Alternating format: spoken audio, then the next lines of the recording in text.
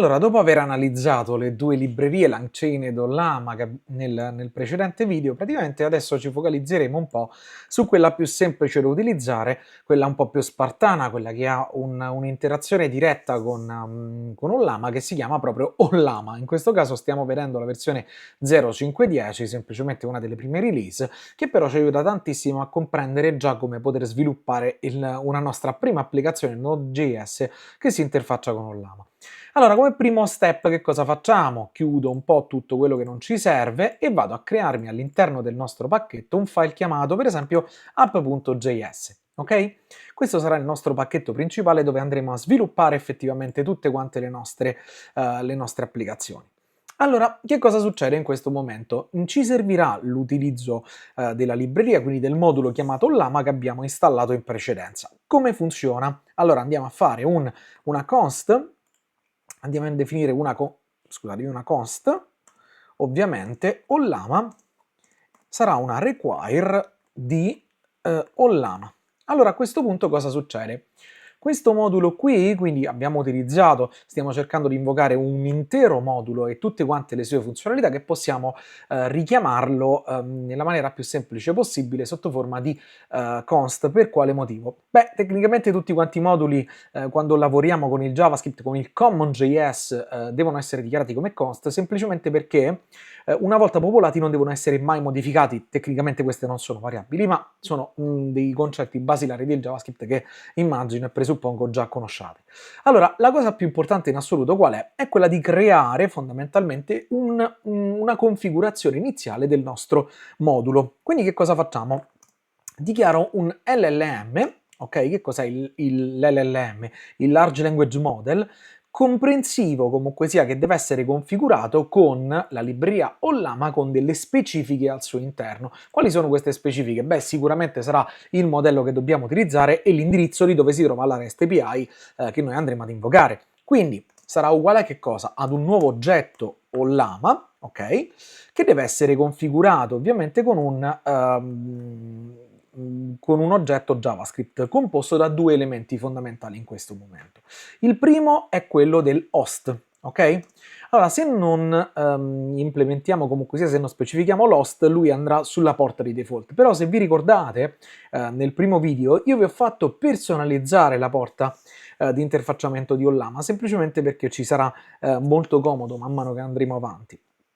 L'host di riferimento sarà quindi http localhost 7998.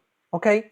La cosa un po' più importante qual è? Non ci serve, a differenza di come abbiamo fatto con Postman, l'indirizzo completo della REST API, semplicemente perché lui già sa e già sa quali sono tutti quanti gli endpoint di Ollama stesso. Ok? A questo punto che cosa succede? Mi riporto dietro il modello, quindi model, due punti, specificandolo direttamente sotto forma di stringa. In questo caso mi vado a riprendere la configurazione esattamente da come abbiamo visto su Postman. Guardate, il model di riferimento sarà Llama 3.1 latest, me lo vado a copiare.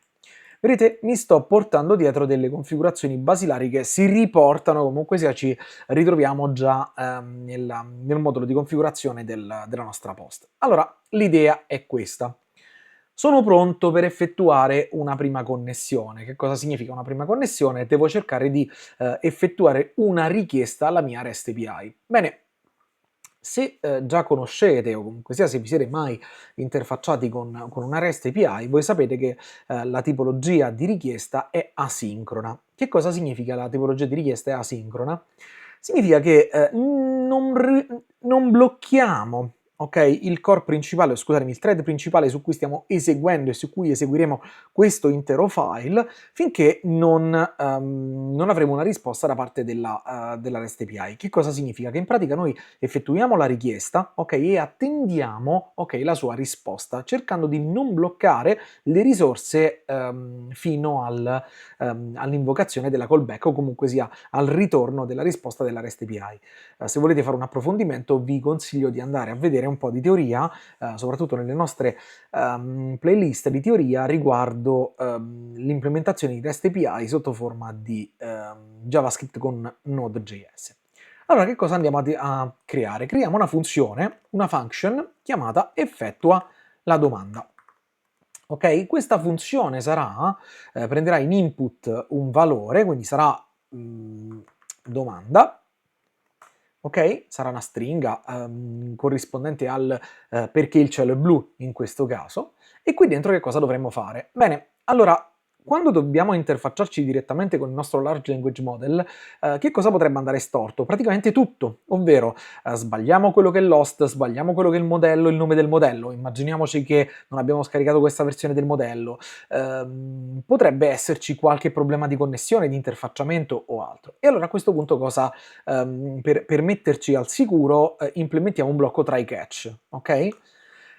Ovviamente try e andiamo in catch prendendo quello che è l'errore, errore, e facciamo un console.log di errore e poi facciamo così errore. Allora, questo qui è la variabile dell'errore contenente l'errore, facciamo così, la chiamo x di exception, ok? E in questo caso qualsiasi cosa va male all'interno della nostra tipologia di applicazione, in pratica noi andremo a tacciare questa tipologia di errore. Bene, a questo punto focalizziamoci sulla richiesta e su come si effettua questa richiesta. Allora, facciamolo in questo modo. Quello che noi andiamo ad effettuare tramite la libreria Ollama è in pratica una request, ok? Quindi fondamentalmente voi sapete che per l'architettura client-server, soprattutto quando si parla del protocollo HTTP, ok? Per ogni request viene ricevuta una response. Quindi noi effettuiamo la request sotto forma di utenti, ok? E la response ovviamente ci viene restituita da parte dell'assistant, ok? Proprio in maniera corrispondente, cioè facendo un'analogia con quello che abbiamo visto con Postman, ok? Questo, ok, è l'indirizzo dove noi inviamo questo body con la request e questa è la response effettuata o comunque sia che ci viene restituita da Ollama. A questo punto che cosa succede? Quindi quello che andiamo a tracciare sarà la const response che sarà uguale ad un ollama.chat qualcosa. Allora, l'ollama chat ovviamente sarà una tipologia di funzionalità asincrona, ok? Quindi dobbiamo attendere la sua risposta. Perché? Perché tecnicamente, come abbiamo visto già in precedenza, se non ricordo male, ci abbiamo messo più o meno 19 secondi per attendere la risposta di Ollama. Quindi, prima di andare a fare, per esempio, un console.log di response, noi che cosa dobbiamo fare? Dobbiamo attendere la risposta di questo elemento e quindi andiamo in await, ok? Bene, la problematica principale qual è? È che l'await può essere utilizzato soltanto in delle funzioni che sono dichiarate come asincrone e quindi tutta quanta questa funzione diventerà una funzione asincrona. Cosa significa? Che in questo caso abbiamo settato la nostra funzione in modo tale che possa essere manipolata, gestita e ovviamente osservata, poi faremo un approfondimento anche su questa tipologia di asserzione, ok, da un thread che si trova in maniera totalmente parallela a quello principale. Allora, a questo punto cosa succede?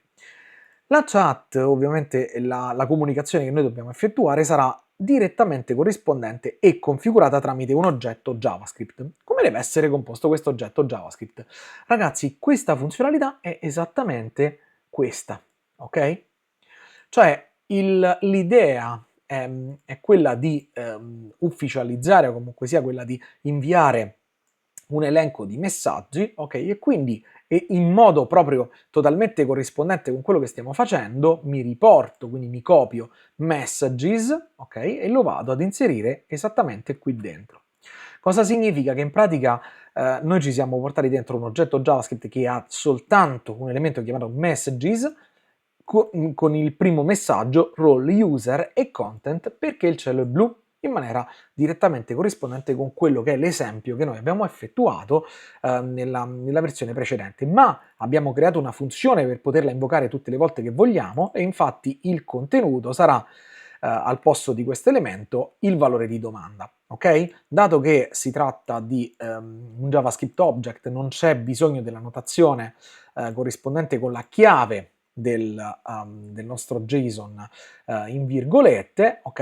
E fin qua praticamente siamo a posto, ok? Quindi l'Ollama Chat ha un oggetto al suo interno di configurazione, al suo interno viene specificato un elenco di messaggi che può essere sequenziale, noi ce ne mettiamo soltanto uno, con come contenuto la domanda e come ruolo lo user, ovvero l'interazione composta dall'essere umano in maniera diretta verso Ollama. A questo punto abbiamo creato l'effetto a domanda, non ci resta altro che effettuare la domanda, ok? Quindi invocare questa funzione. Quindi effetto a domanda che prenderà al suo interno, vedete una domanda di tipologia any con una bella promise di riferimento, ok?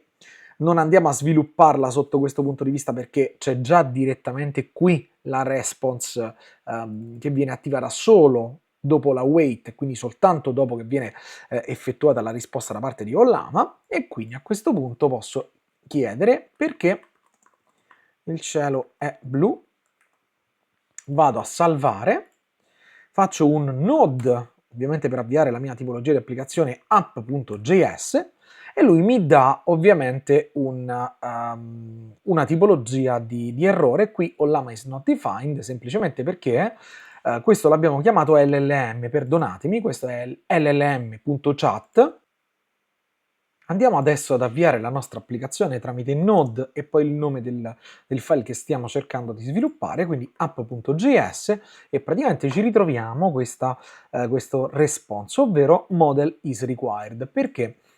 Perché tecnicamente nelle ultime versioni, o comunque sia nella tipologia di sviluppo dell'oggetto Llama, ok, il model, ok, lo dobbiamo specificare e passare direttamente all'interno dell'LLM chat, ok, e non a livello di configurazione. Che cosa significa? Che in pratica questo elemento qui viene passato da questa parte a ogni singola tipologia di struttura, ok, che si porta ogni singola tipologia di chat che noi possiamo istanziare. Per quale motivo questa tipologia di approccio? Semplicemente perché all'interno di ogni singolo file noi potremmo interrogare dei diversi modelli, ok? Quindi delle diverse tipologie, ad esempio non lama, ma potremmo richiamare fai, tante tipologie di elemento diverso, e quindi a questo punto ogni singola chat si porta dietro direttamente il modello di riferimento. Andiamo a rieseguire la nostra tipologia di applicazione.